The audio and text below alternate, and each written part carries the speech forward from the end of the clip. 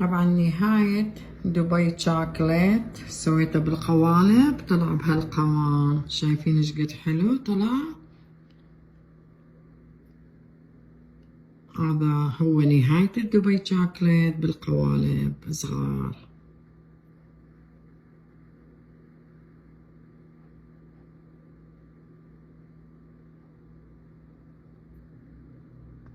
صباح الخير، مساء الخير. اليوم دا اسوي مثل دبي شوكليت بس بالقوالب. هذا الاخضر وهذا مال مي تخلون بالثلاجة، بس نوعية زينة مو نوعية مثل ما يقولون.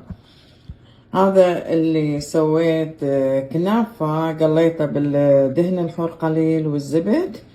عندي هنا بوستاشيو، كريم بوستاشيو. شوفون هاي القطية البيضة، وفوقها اكو هاي البوستاشيو طحنته همينة بالنهاية اخليه فوقاته.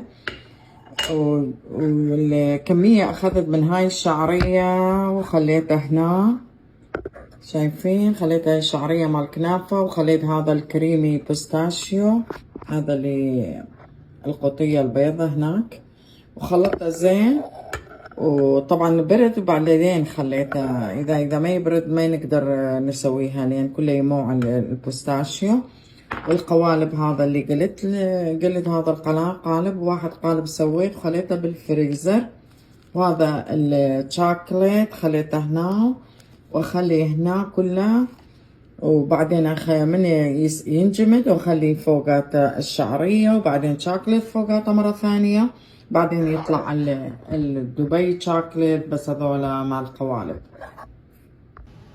طبعا اول مرة خليت شوكليت خليته على النار جدرية، وبعدين خليته بالعلبة زجاجية فوق المي اللي بجدرية حتى يكون بخار ويموع الشوكليت. وهاي كنافة هسه خليت فوقاته. طبعا بداية اخليه بالفريزر، وبعدين الكنافة اخليه من ينجمد شوية فد 10 دقايق، وبعدين اخلي كنافة هذا شعرية فوقاته.